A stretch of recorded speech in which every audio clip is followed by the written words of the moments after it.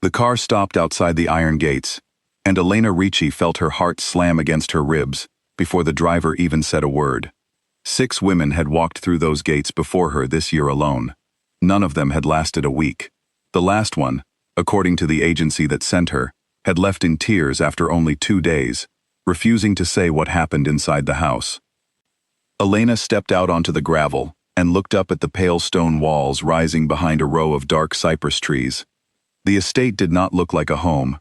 It looked like a fortress built by a man who trusted no one, and had good reason not to. A guard in a plain dark suit met her at the gate. He did not smile. He did not ask her name. He simply looked at the folder in her hands, then at her face, as though trying to guess how long she would survive. "He is waiting," the guard said. "Do not keep him waiting longer than you have to." Elena walked through the gate with her shoulders straight, though her stomach was in knots. She had taken this job because she needed it, not because she wanted it. Her mother's medical bills did not care whether the man paying her salary had a temper that made grown men flinch. Money was money, and Elena had learned a long time ago that fear did not pay rent. Inside, the house was colder than the air outside, both in temperature and in feeling. Marble floors stretched down a long hallway lined with paintings of men who all seemed to share the same hard eyes. A woman in a gray dress appeared from a side door and led Elena, without a word, toward a set of tall wooden doors at the end of the hall. "He does not like to repeat himself," the woman whispered, just before opening the door. "Answer quickly. Do not stare. Do not ask questions unless he invites them." Elena nodded, though she had already decided she would not follow rules built entirely on fear. Fear made people sloppy. She had seen it break better people than her. The door opened, and there he was. Salvatore Moretti sat behind a desk large enough to seat 6 people, though he was alone in the room except for a man standing silently near the window. Salvatore did not look up right away. He was reading something, a paper held between 2 fingers, his jaw tight with concentration. When he finally lifted his eyes to her, Elena felt the full weight of his attention land on her like a physical thing. He was younger than she expected, though his eyes carried the tiredness of someone who had lived through more than his years should have allowed. His face was sharp, controlled, carved from patience and violence in equal measure. He did not offer her a chair. "You are the 7th, he said, his voice low and even. "Do you know what happened to the other 6? "No," Elena said. "And I do not care." Something flickered across his face, gone before she could name it. He set the paper down slowly. "Sit," he said. She sat. "Tell me why you think you will succeed where 6 women could not." Elena folded her hands in her lap. "I don't think I will succeed. I think I will do my job. If that is enough, I will stay. If it is not, you will tell me, and I will leave without wasting either of our time." The man by the window shifted, as though surprised by her tone. Salvatore's expression did not change, but his eyes stayed on her a moment longer than necessary. "Most people who sit in that chair try to convince me they are fearless," he said. "You have not tried to convince me of anything." "Because I am not fearless," Elena said. "I am simply not interested in performing for you." For the first time since she had entered the room, Salvatore Moretti almost smiled. Almost. "You start tomorrow," he said. 7 in the morning. If you are 1 minute late, do not bother coming at all." Elena stood, thanked him with a small nod, and left the room without looking back, though she could feel his gaze following her the entire way to the door. That night, lying awake in the small apartment she shared with no one, Elena told herself this was only a job. A difficult one, perhaps a dangerous one, but a job all the same. She did not know yet how wrong that thought would prove to be. The next morning, she arrived at 6:55, 5 minutes early, and found the house already alive with quiet, controlled activity. Men in dark suits moved through the halls carrying papers and phones, speaking in low voices that stopped the moment she passed. She was led to a small office adjoining Salvatore's study, given a desk, a computer, and a stack of files thicker than her arm. "Organize these by priority," said the same gray-dressed woman from the day before, whose name Elena learned was Marta. "He checks the top 3 every morning. If you place the wrong one on top, he will notice." Elena spent the first hour studying the files. learning the rhythm of names and numbers that made up Salvatore Moretti's world. Shipping manifests, property transfers, payments disguised as consulting fees. She was not naive. She understood, in broad strokes, what kind of empire she had stepped into. But she also understood that understanding was not the same as fear, and she refused to let the second control her, simply because the first was unavoidable. At 9 o'clock, the study door opened, and Salvatore stepped out, already dressed for the day in a charcoal suit that made him look even more severe than he had the night before. "Ricci," he said, not looking at her directly, "bring me the Palermo shipping file and the letter from Vittorio Conti." In that order. Elena had already placed both at the top of the stack, instinct guiding her more than any instruction Marta had given. She handed them over without hesitation. Salvatore paused, glancing at the folders in his hand, then at her. "How did you know?" "You mentioned a shipment delay in passing yesterday, before I officially started," Elena said. "I assumed it would matter more than anything with Conti's name on it, since his letters are usually complaints, not emergencies." Salvatore studied her for a long moment. Then, without another word, he walked back into his study, leaving the door open behind him, which Marta later told her he almost never did. The days that followed tested her in ways Elena had not expected. Salvatore gave her assignments meant to unsettle her, though she did not realize this at first. He sent her alone to deliver documents to men whose reputations preceded them into every room. He asked her to sit in on meetings where voices rose and threats were exchanged like pleasantries, watching her reaction from the corner of his eye the entire time.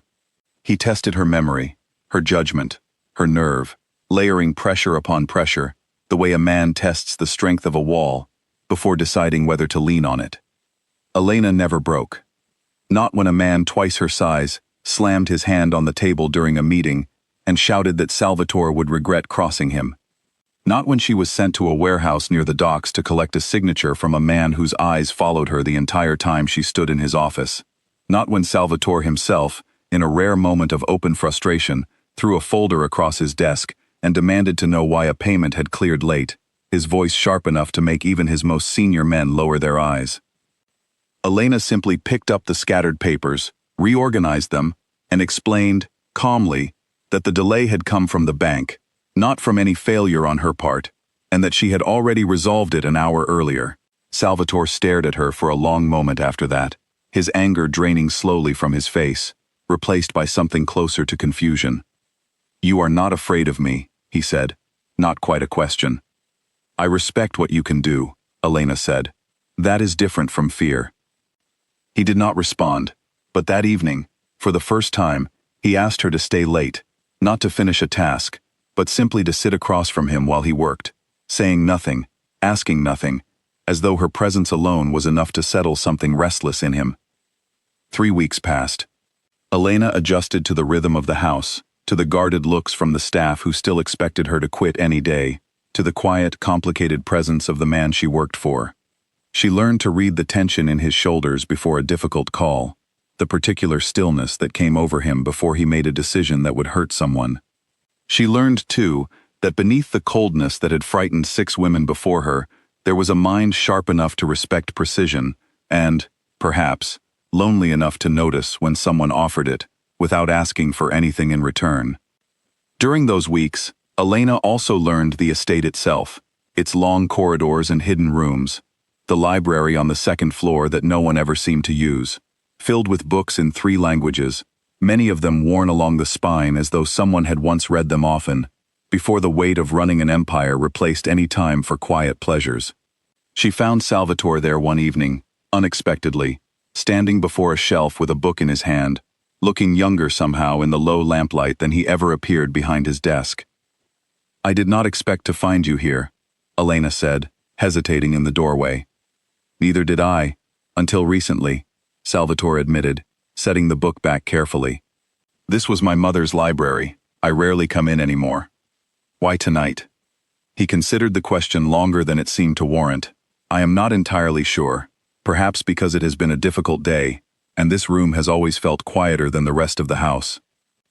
Elena stepped further inside, running her fingers along the spines of a row of novels, their titles in Italian, their covers faded with age. Would you mind if I stayed, just for a few minutes? Something in his expression softened, an openness she had not seen from him before. I would not mind at all.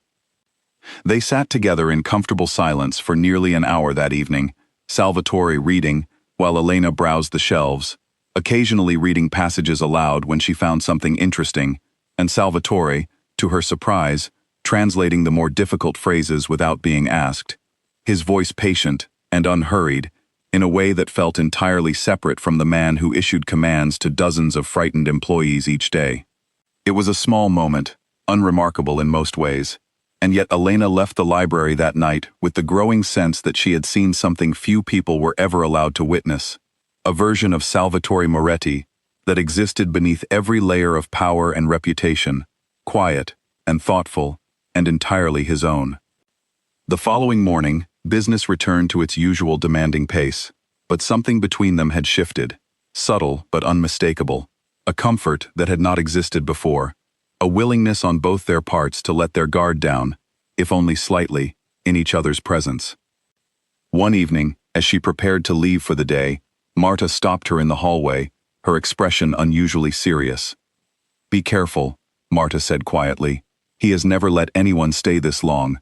Whatever this is, it will not end simply."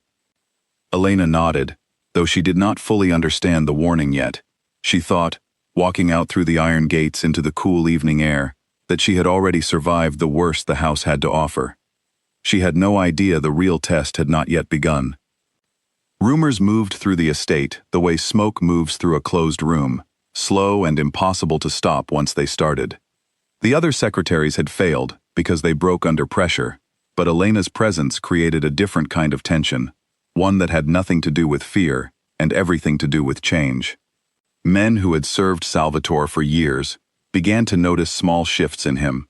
He asked for Elena's opinion during meetings, something he had never done with any assistant before. He allowed her to sit through negotiations that used to be closed to everyone but his most trusted advisors. A rival family, the Countess, had been circling Salvatore's operations for months, testing weaknesses, looking for any crack they could use to their advantage. When word reached them that the Don had grown unusually attached to his quiet secretary, they saw an opportunity. It began small. A car followed Elena home one evening, keeping just close enough to be noticed, then disappearing before she reached her building. She mentioned it to no one at first, thinking it was nothing more than coincidence, though something in her gut told her otherwise.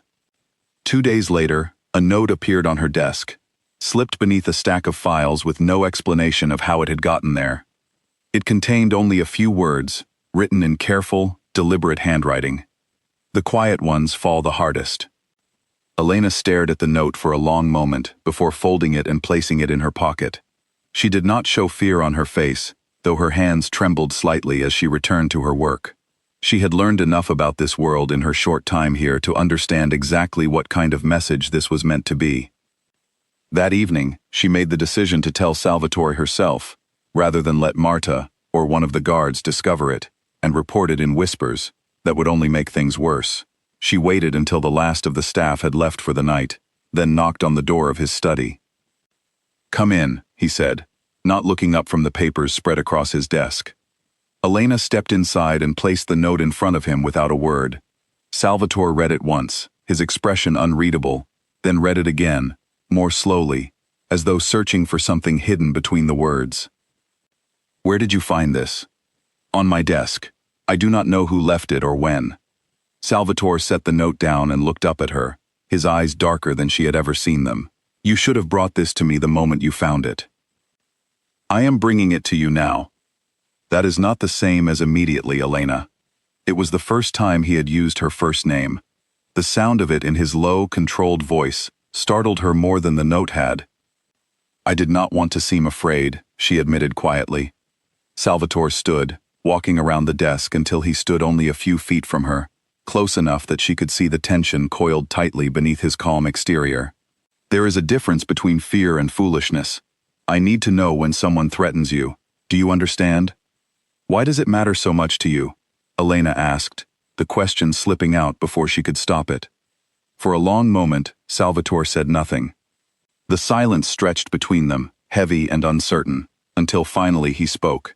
his voice quieter than she had ever heard it.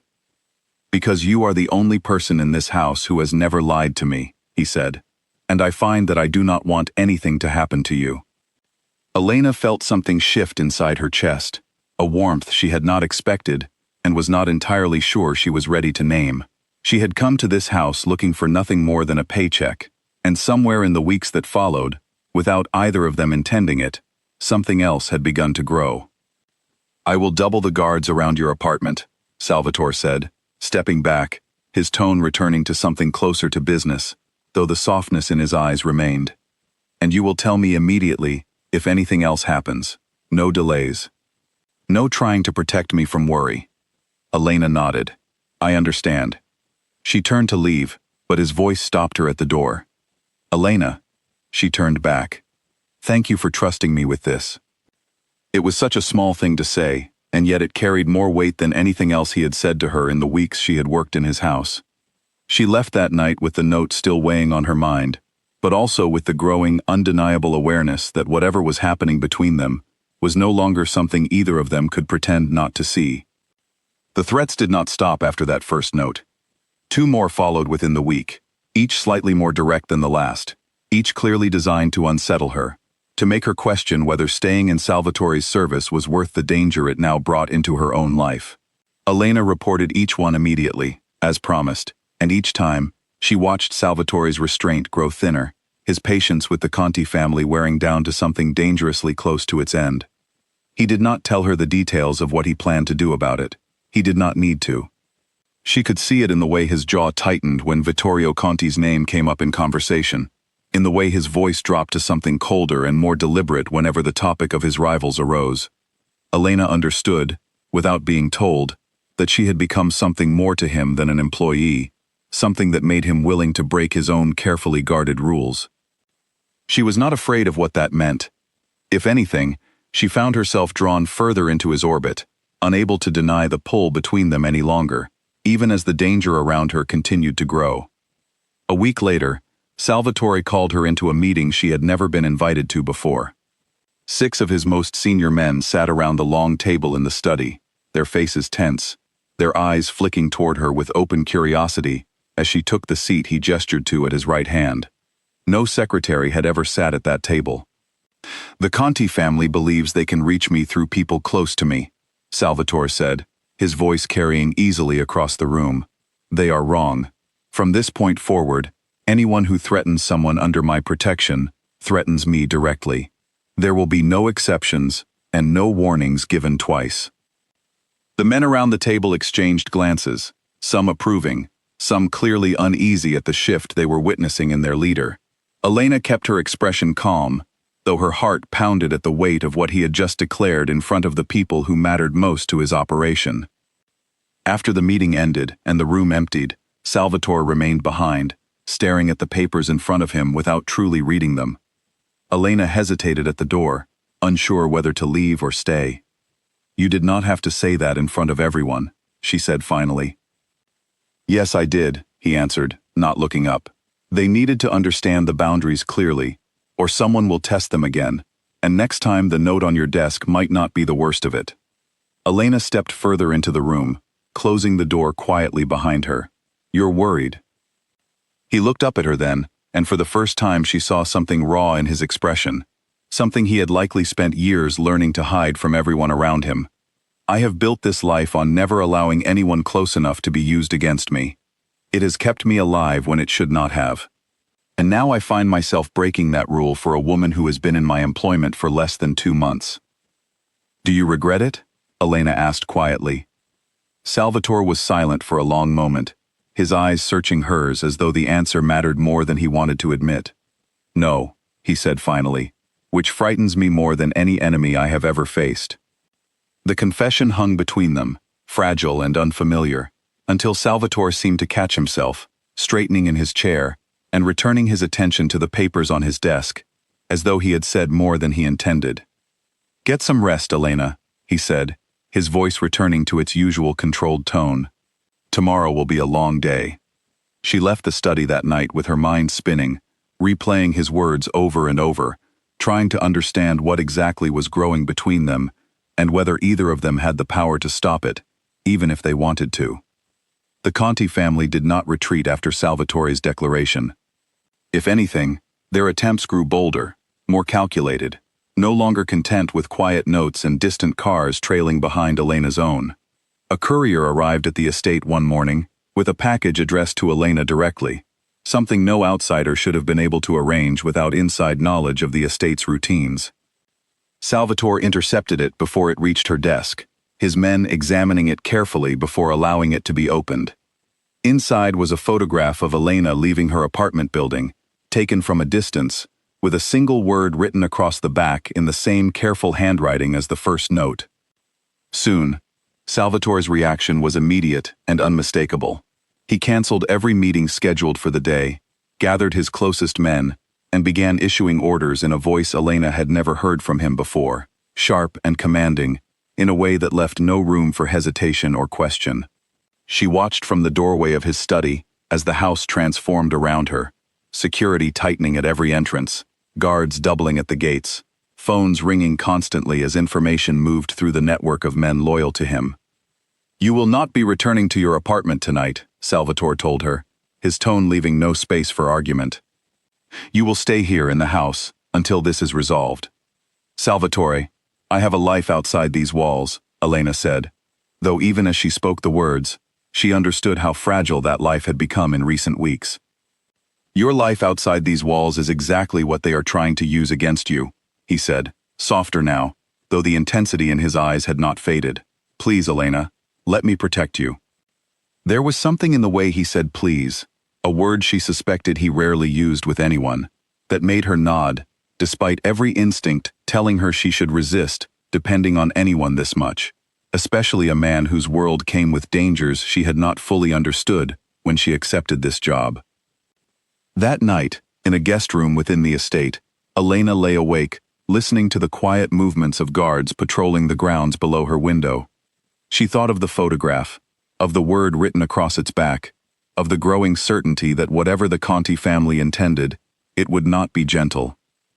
She thought, too, of Salvatore, of the fear she had seen in his eyes despite his attempts to hide it, fear not for himself but for her, and she understood, with a clarity that both comforted and terrified her, that there was no simple way to walk away from what had grown between them now, even if either of them had wanted to.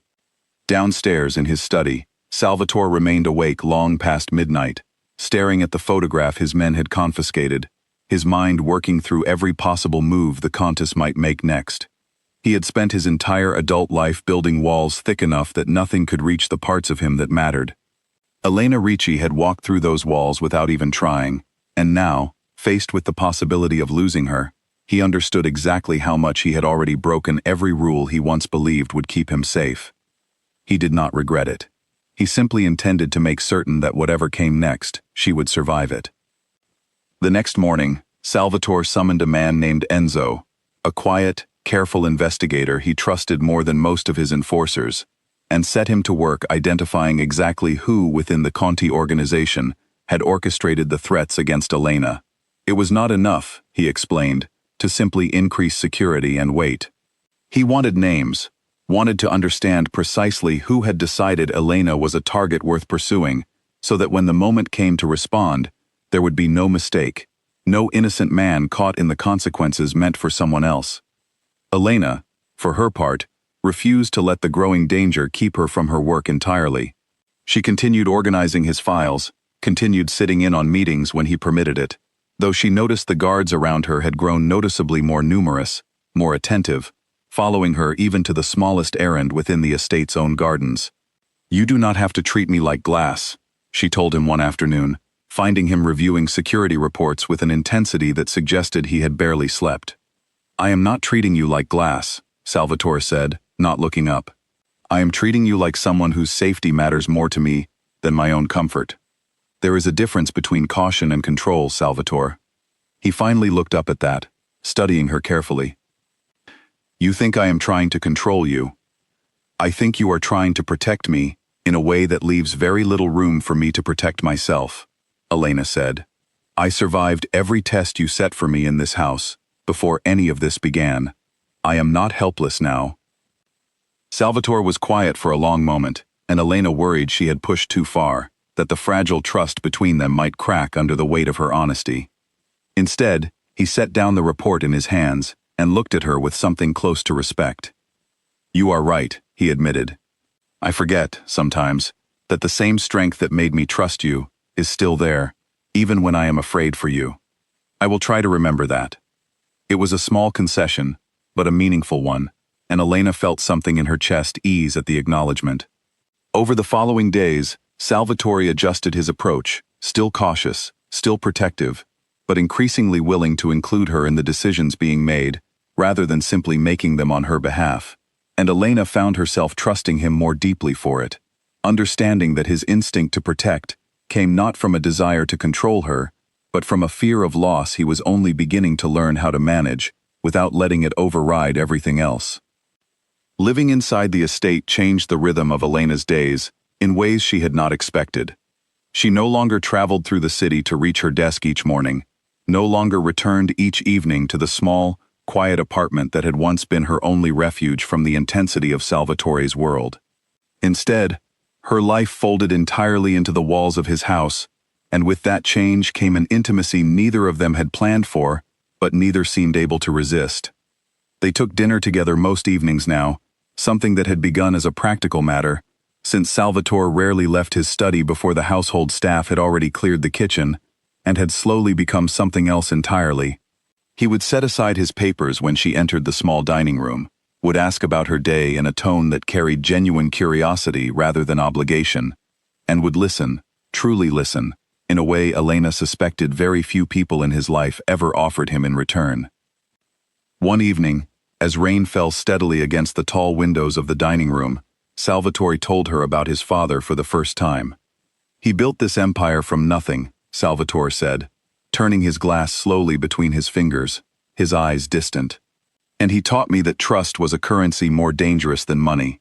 He said, it could be spent only once, and that spending it on the wrong person would cost more than any enemy ever could." "Did you believe him?" Elena asked quietly. "For a long time, yes," Salvatore said. "I watched what happened to men who trusted too easily. I watched what happened to my father, in the end, when someone he trusted decided his loyalty was worth less than his own ambition." Elena said nothing, sensing there was more to the story, and waited, giving him the space to continue if he chose to. "He was killed by a man who had served our family for 15 years, Salvatore said finally, his voice quieter now, stripped of its usual control. "A man who sat at our table, who I called uncle as a child. He sold information to a rival family for a price that, looking back, was almost insulting in how small it was." "I'm sorry," Elena said softly. "I built every rule I have around never letting that happen again," Salvatore continued. "No one gets close enough to betray me, because no one gets close enough to matter that much in the first place." He looked up at her then, something vulnerable flickering behind his usually guarded eyes. "And then you arrived, and none of those rules seemed to apply anymore." Elena reached across the table, resting her hand gently over his. It was a small gesture, but one that carried more meaning than either of them had allowed themselves to acknowledge until that moment. "I would never use anything you tell me against you," she said. "Not because I am afraid of what would happen if I did, but because that is simply not who I am." Salvatore turned his hand beneath hers, lacing their fingers together, and for a long moment neither of them spoke, the silence between them warmer and more comfortable than either had expected it could be. From that evening forward, something between them shifted permanently. The late nights working in his study became less about business and more about simply being near one another, sharing quiet conversation that had nothing to do with shipping manifests or rival families. Salvatore began seeking her opinion not just on matters of business, but on decisions that touched something more personal, something closer to who he actually was, beneath the reputation that preceded him everywhere he went. His men noticed the change, of course. It would have been impossible not to. Dario, the man who had stood silently in the study the day of Elena's first interview, approached Salvatore privately one afternoon, his expression careful in a way that suggested he had chosen his words long before speaking them aloud. "The men are talking," Dario said. "Some of them worry this softens you. Others worry it makes you predictable, something an enemy can use. Let them talk, Salvatore said, not looking up from the papers on his desk. Salvatore, I have served you for 12 years. I say this because I care what happens to you, not because I doubt her. Dario paused. But you have never let anyone close enough to become a weakness before. If the Contis understand what she means to you, they will not stop until they use it. They already understand, Salvatore said, finally lifting his eyes. And I have already told you what will happen if they try. Dario studied him for a long moment before nodding slowly, though the concern in his expression did not fully disappear. Just be careful, for both your sakes. Salvatore did not respond, but later that evening, when Elena found him standing at the tall window of his study, staring out at the grounds below with a distance in his eyes she had not seen before, she understood without asking that Dario's warning weighed on him more than he wanted to admit. "What's wrong?" she asked, coming to stand beside him. "Nothing," Salvatore said, though the tension in his shoulders told a different story. "You're a terrible liar when it comes to me," Elena said gently. "Which is strange, considering how good you must be at it with everyone else." A small, genuine smile crossed his face, brief but real. "My men worry that caring about you makes me vulnerable. Do you believe them?" Salvatore turned to face her fully, his expression softening into something Elena had never seen from him before, something open and unguarded, in a way that made her breath catch. "I believe that whatever risk exists, I would rather face it with you beside me than spend the rest of my life protecting myself from a danger that never comes, at the cost of never having this." He reached up, brushing a strand of hair from her face with a gentleness that seemed at odds with everything she knew about the world he ruled. Elena leaned into the touch, and for a moment, standing together in the quiet study, with rain still falling steadily outside, the danger circling them both seemed distant, almost unreal. "I have never wanted anything as much as I want to protect what is growing between us," Salvatore said quietly. "Even if it means breaking every rule I have ever lived by." Elena reached up, resting her hand against his chest, feeling the steady beat of his heart beneath her palm. "Then we protect it together," she said. "Whatever it costs." Neither of them could have known, in that quiet moment, exactly how soon that cost would come due, or how far Salvatore would be willing to go when the Conti family finally made the move they had been planning all along. Enzo's investigation finally produced results that same week, confirming what Salvatore had already suspected. Vittorio Conti himself had authorized the campaign of intimidation against Elena, viewing her growing importance to Salvatore as the clearest weakness his rival had shown in years. Salvatore read the report in silence, his expression unreadable, before setting it aside and calling Dario into the study. "We move carefully," Salvatore said. "I want Vittorio to understand exactly what he has started, but I will not give him an excuse to claim we acted without provocation. Every step we take must be one no one can question." "And Elena?" Dario asked. "Elena stays close," Salvatore said. "Closer than before."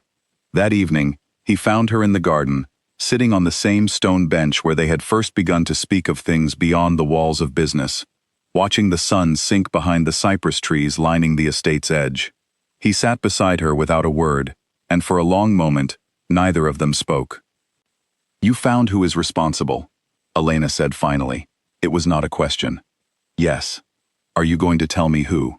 Salvatore hesitated, an old instinct warring with the newer one that had grown steadily since she had first walked through his gates. "Vittorio Conti," he said finally. "He believes you are the crack in my armor he has been searching for." Elena absorbed this quietly, her gaze fixed on the darkening sky. "Is he wrong?" "No," Salvatore said, turning to face her fully. "He is not wrong at all. You are the only crack in my armor that has ever existed, Elena. I simply intend to make certain that being right does not help him." She reached for his hand, lacing her fingers through his, feeling the tension coiled beneath his calm exterior. "Whatever happens, we face it together." "You said that yourself." "I remember," Salvatore said quietly, lifting her hand to press a gentle kiss against her knuckles. "I only wish I could promise you it would be easy." "I never asked for easy," Elena said. "I only asked for honest." They sat together as the last light faded from the sky, neither speaking further, though the silence between them carried a weight that told them both, without words, that whatever calm remained would not last much longer. The morning it happened began like any other. Elena left the estate under guard, as had become routine, traveling to a small office downtown to handle paperwork that required her physical signature rather than Salvatore's. 2 guards accompanied her, both experienced men who had served the family for years, both confident in the simple, familiar route they had taken dozens of times before. The attack came at a red light, sudden and coordinated in a way that left no room for the guards to react before it was already too late. A van pulled alongside their car, and within seconds, Elena felt strong hands pulling her from the back seat. A cloth pressed briefly against her face, before darkness swallowed everything. When she woke, she found herself in a dimly lit room, with concrete walls and a single door secured from the outside. Her wrists were bound loosely enough that she could still move her fingers. A small mercy, she suspected, was less about kindness and more about carelessness on the part of whoever had taken her. Elena forced herself to breathe slowly, to think clearly, rather than give in to the panic clawing at the edges of her mind. She had spent weeks in Salvatore's world, learning to read situations quickly, to notice details others might overlook. She used that training now, cataloging everything about the room, listening for sounds beyond the door, calculating how much time might have passed since she had been taken. Voices drifted through the door eventually, low and tense, arguing about something Elena could not fully make out. She caught fragments, enough to understand that these were Conti men, and that their plan involved using her to force Salvatore into a position he could not escape without significant loss, either of resources or of pride. She also caught something else, a detail that gave her the first spark of hope since waking in this room. The men guarding her were nervous, inexperienced, despite their attempt to appear otherwise. Their voices carried the strain of men who understood exactly how dangerous Salvatore Moretti's reaction would be once he learned what they had done, and that fear made them careless in ways experienced men would not have been. Elena began working at the ropes, binding her wrists the moment she was certain no one was watching, using the small pocket knife she always kept hidden in the lining of her jacket, a habit she had developed after the first threatening note appeared on her desk. It took nearly 20 minutes of careful, quiet effort before the rope finally gave way, and she tucked her hands behind her back, keeping up the appearance of restraint while she waited for an opportunity. Meanwhile, at the estate, Salvatore had received the news of Elena's disappearance within minutes of the attack, and the transformation that overtook him was unlike anything his men had witnessed in all their years of service. Gone was the careful, controlled patience that had defined his leadership. In its place was a fury so absolute that even his most senior men found themselves stepping back from him instinctively. "Find her," Salvatore said, his voice deadly quiet in a way that carried more threat than any shout could have. "I do not care what it costs. I do not care who has to answer for it. Find her now." Dario worked quickly, calling in every contact, every informant, every resource the family had built over decades, tracing the route of the attack back to a warehouse on the outskirts of the city known to be controlled by Conti associates. Within 2 hours, Salvatore had assembled a team and was moving toward the location himself, refusing every suggestion that he remain behind while his men handled the retrieval. "This is not a negotiation," Salvatore said, checking the weapon at his side with hands that trembled slightly, not from fear but from barely contained rage. "This is a rescue. I intend to be there when it happens." Inside the warehouse, Elena had used the time since freeing her hands to study the room more carefully, noting a small window near the ceiling, too high to reach without help, but confirming her suspicion that she was being held somewhere near the docks based on the faint smell of salt air drifting through it. When one of her captors finally entered to check on her, a younger man who seemed increasingly uneasy with the entire situation, Elena saw her opportunity and took it. "You know this will not end well for you," she said calmly, keeping her hands hidden behind her back. "Salvatore Moretti does not forgive men who touch the people he cares about." The young man's jaw tightened, but Elena caught the flicker of doubt in his eyes, the same doubt she had heard in the voices arguing beyond her door earlier. "That is why we will be gone before he finds this place." "Are you certain of that?" Elena asked, letting a note of genuine curiosity color her voice rather than fear. Because from what I understand of Salvatore, he already knows exactly where you took me, and how soon it takes him to arrive depends entirely on how much you have angered him already. The young man's composure cracked further, and in the moment his attention wavered, Elena moved, freeing her hands fully, and striking with a speed that caught him entirely off guard, driving her elbow into his throat, hard enough to force him back against the wall, gasping. She grabbed the keys from his belt before he could recover, moving quickly toward the door, her heart pounding, but her mind clear and focused. Before she could move further down the hallway, footsteps approached from the opposite direction, heavier and more confident than the young man she had just subdued. Elena pressed herself into a shadowed alcove between two stacked crates, holding her breath as a second guard passed within inches of her hiding place, muttering into a phone about a delay in the plan, about a payment that had not yet cleared, about impatience creeping into the voice on the other end of the call. Once he passed, Elena moved quickly, retracing her memory of the hallway's layout toward what she believed was the direction of the loading dock, the most likely place for an exit large enough to escape unnoticed.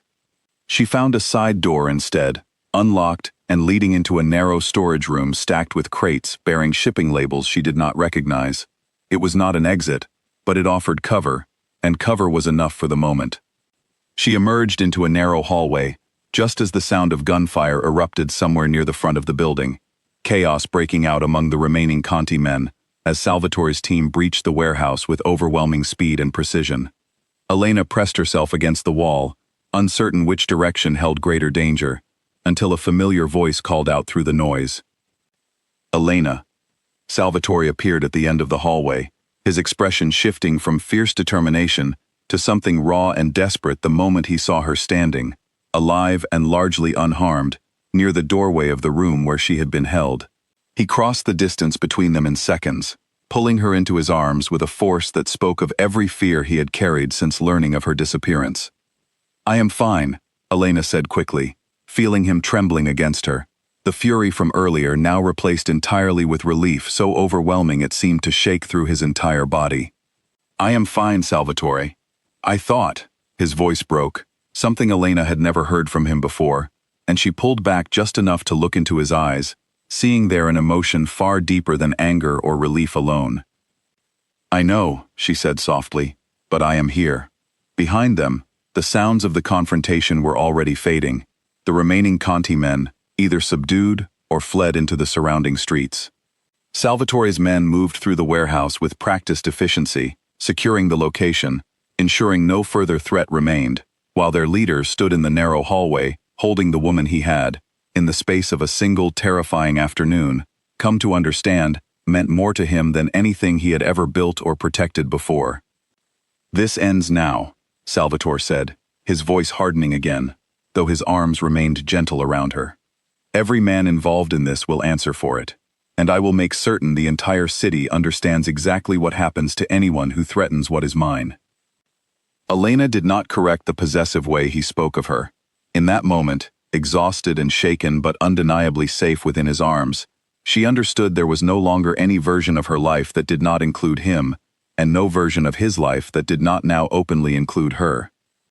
They left the warehouse together, Salvatore's hand never leaving hers the entire way back to the car, and as the vehicle pulled away from the docks, carrying them both back toward the estate that had somehow become home in the short months since Elena had first walked through its gates, she felt something settle inside her, a certainty that whatever came next, they would face it exactly as they had faced this, together, without hesitation. News of what had happened at the warehouse spread quickly through the circles that mattered, carried by whispers among rival families and by the pointed silence of the Conti household, which offered no public response to the swift and thorough dismantling of the operation responsible for Elena's kidnapping. Within days, it became clear to everyone connected to Salvatore Moretti's world that the balance of power had shifted, not because of any single act of violence, but because of what that act revealed about the man who had ordered it. Salvatore had always been respected for his intelligence, his patience, his ability to make difficult decisions without letting emotion cloud his judgment. What his rivals had not accounted for was what happened when someone finally gave him a reason to let emotion drive him completely, and the swift, absolute response to the threat against Elena taught every family watching exactly how dangerous that combination could be. Elena spent the days following the kidnapping recovering, physically unharmed but carrying the weight of what had happened in quieter, less visible ways.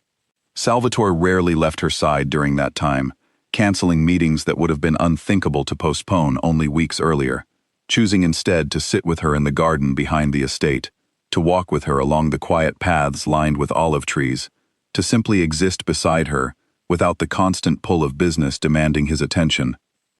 "You do not have to do this," Elena told him one afternoon, as they sat together on a stone bench overlooking the grounds. "I know how much your work requires of you." "I am aware of what it requires," Salvatore said, taking her hand in his. "I am also aware that I nearly lost you because I allowed myself to believe I could keep you safe simply by wanting to. That was a mistake I do not intend to repeat." "What does that mean?" Elena asked. Salvatore was quiet for a long moment, choosing his words carefully. "It means that I have spent my entire life building walls to keep people out, believing that distance was the only form of protection that mattered. But distance did not protect you from the Countess. It simply meant I did not act quickly enough, because I was still trying to convince myself that what exists between us could remain quiet, unofficial, something the world did not need to fully understand." He turned to face her fully, his expression more open than she had ever seen it. "I do not want that anymore, Elena. I do not want to hide what you mean to me, or pretend that protecting you is separate from protecting everything else I have built. I want the entire world to understand exactly where you stand, so that no one ever again believes they can use you to reach me without facing the full consequence of that choice." Elena felt her breath catch at the intensity in his voice, understanding that he was offering her something far larger than comfort or reassurance. He was offering her a place in his world that no secretary, no employee, had ever been given before. "What are you saying?" she asked softly, though some part of her already understood. "I am saying that I want you beside me, not behind a desk, not as someone whose role in my life requires explanation or justification to the men who work for me," Salvatore said. "I want you as my equal, in every sense that matters. I want everyone who looks at us to understand that you are not simply someone I employ, or someone I care for quietly, behind closed doors. I want them to understand that you are mine, and that I am yours, completely, without apology." Elena felt tears gathering in her eyes, not from sadness but from the overwhelming weight of finally hearing spoken aloud what she had felt building between them for weeks. "Salvatore, are you certain? This changes everything for you. Your men, your rivals, everyone will see you differently." "Let them," Salvatore said simply. "I have spent my entire life being feared. I find that I would rather be understood, at least by the people who matter most, and you matter more to me than the opinion of anyone who cannot see what I see when I look at you." In the days following that conversation in the garden, word arrived that Vittorio Conti had requested a private meeting, seeking to negotiate terms before Salvatore's retaliation could escalate any further. Salvatore agreed to the meeting, only on the condition that Elena remain at the estate under heavy guard, a compromise she accepted reluctantly, understanding that some battles were not hers to fight directly, even if they were fought entirely because of her. The meeting itself was brief. Salvatore returned that evening with little explanation beyond a simple statement that the matter had been resolved and that the Conti family would no longer pose a threat to anything, or anyone, connected to him. Elena did not press him for details, sensing that some things were better left unspoken between them, though the visible easing of tension in his shoulders told her enough about how thoroughly the threat had been addressed. "It is over," Salvatore told her that night, pulling her close as they stood together on the balcony outside his bedroom, the lights of the distant city glittering faintly beyond the estate's walls. "You do not need to look over your shoulder anymore." "And you?" Elena asked, searching his face. "Are you at peace with how it ended?" "I am at peace with the fact that you are safe," he said. "That is the only peace that has ever mattered to me." 2 weeks later, Salvatore called together every senior member of his organization, along with representatives from families across the region, who had come to pay respects, offer alliances, or simply observe the shifting landscape of power following the incident with the Countess. Elena stood beside him at the head of the long table in the main hall, dressed not as an assistant prepared to take notes, but as a woman standing confidently at the side of the man she loved. "Many of you have wondered about the changes you have witnessed in recent months," Salvatore said, his voice carrying easily through the silent room. "I will not waste time explaining myself to anyone who requires an explanation for choices that concern only my own life, but I will say this clearly, so there can be no confusion going forward." He turned to Elena, taking her hand in his in front of the entire assembled gathering, a gesture more significant than any formal announcement could have been. "Elena Ricci stands beside me, not behind me. Anything owed to me is owed to her equally. Any respect given to my name extends fully to hers. And anyone who forgets this, as the Contis unfortunately chose to forget it, will learn precisely how seriously I take that boundary." A murmur moved through the room, some of surprise, some of quiet approval from men who had watched Elena's steady composure and sharp mind prove itself repeatedly over the preceding months, and had already come to respect her in their own right. Dario, standing near the front of the gathering, allowed himself a small, genuine smile, the concern he had voiced weeks earlier, now replaced with something closer to relief, at seeing his leader finally choose happiness alongside strength, rather than believing the two could never coexist.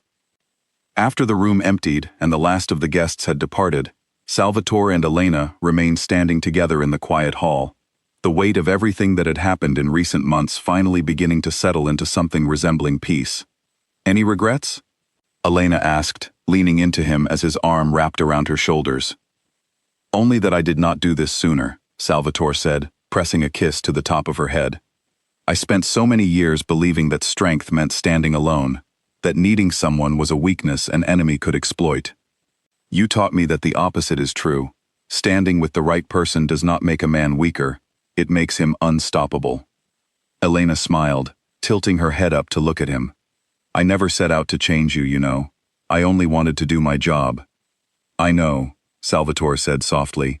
"That is exactly why it worked."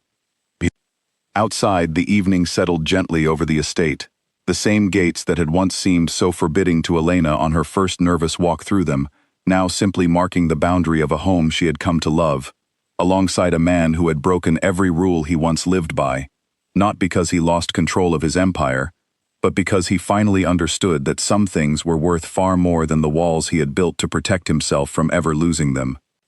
The city continued to whisper about the Sicilian dawn, and the quiet secretary who had succeeded where 6 others had failed, though few who repeated the story understood the full truth behind it. Elena Ricci had not survived Salvatore Moretti's world by being fearless, or by trying to prove herself worthy of a place beside him. She had survived, and ultimately thrived, simply by remaining exactly who she was, steady, honest, and unwilling to perform fear she did not feel, until the man who ruled that world with an iron will found in her quiet strength something he had never known he needed, and chose, finally, to break every rule that had once kept him from having it.